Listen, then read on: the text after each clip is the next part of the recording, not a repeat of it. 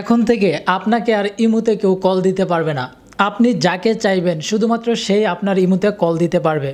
এই জন্য যে আপনাকে অন্যান্য নাম্বারগুলো ব্লক করে রাখতে হবে এমনটাও কিন্তু না। তো এই ক্ষেত্রে কিন্তু উল্টাপাল্টা নাম্বার থেকে যদি আপনার ইমোতে কেউ কল দেয় তাহলে কিন্তু সেই নাম্বারগুলো ব্লক করার প্রয়োজন হবে না। শুধুমাত্র একটা সেটিংসের মাধ্যমে কিন্তু আপনি আপনার ইমোটাকে নিরাপদ রাখতে পারবেন এবং আপনি যাকে চাইবেন শুধুমাত্র সেই আপনার ইমোতে কল করতে পারবে। এই মুহূর্তে আপনি দেখতে পাচ্ছেন আমি কিন্তু ইমো অ্যাকাউন্টটি বা অ্যাপসটি ওপেন করেছি। তো ওপেন করার পর আপনি কিন্তু উপরের দিকেই লোগো বা আপনার যে প্রোফাইলটা থাকবে সেটা কিন্তু আপনি এখানে দেখতে পাবেন। তো প্রথমত আপনাকে যে কাজটা করতে হবে এই প্রোফাইল আইকনের উপর একটা ট্যাপ করতে হবে। ট্যাপ করার পর এখন আপনি এখানে দেখতে পাবেন সিকিউরিটি অ্যান্ড প্রাইভেসি নামে একটা অপশন রয়েছে। এখন আপনি জাস্ট এই অপশনটির উপর ট্যাপ করে দিবেন।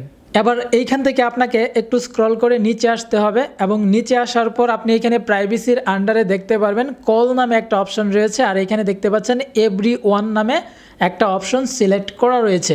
এখন আপনাকে এই এভরিওয়ান অপশনটির উপর ট্যাপ করতে হবে।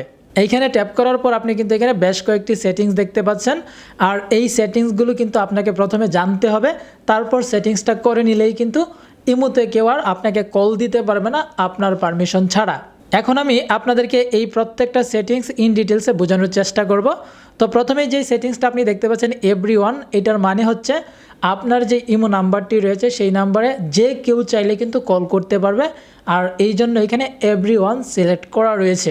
এরপর আপনি এখানে দেখতে পাচ্ছেন মাই কন্ট্রাক্টস, অর্থাৎ আপনার কন্ট্রাক্ট লিস্টে যারা রয়েছে শুধুমাত্র তারাই আপনার ইমোতে কল দিতে পারবে যদি আপনি এই মাই কন্ট্রাক্টস এইটাকে সিলেক্ট করে রাখেন।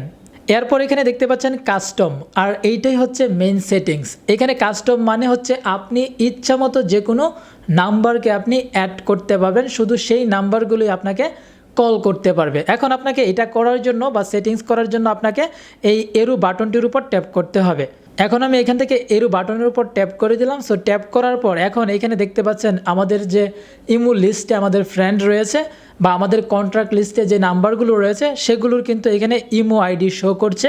আর এইখান থেকে আমরা যেই আইডিকে এখান থেকে মূলত পারমিশন দিব এই যে এখান থেকে সিলেক্ট করে দিচ্ছি। এই যে এখানে যে আইডিগুলোকে আমি সিলেক্ট করেছি শুধুমাত্র এই আইডিগুলো থেকেই আমাকে ইমোতে কল দিতে পারবে, অন্যথায় কেউ কিন্তু কল দিতে পারবে না। আর এগুলো অ্যাড করার জন্য এই যে নিচে দেখতে পাচ্ছেন ডান নামে একটা অপশন রয়েছে, এই ডান অপশনটির উপর আমাদেরকে ট্যাপ করতে হবে।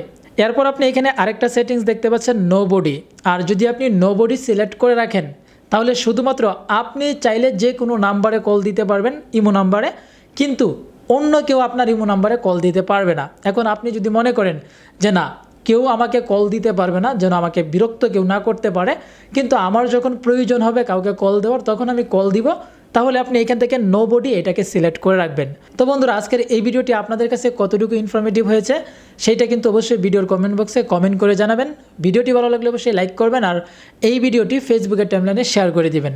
দেখা হচ্ছে পরবর্তীতে নতুন কোনো ভিডিওতে, সেই পর্যন্ত সবাই ভালো থাকবেন, সুস্থ থাকবেন।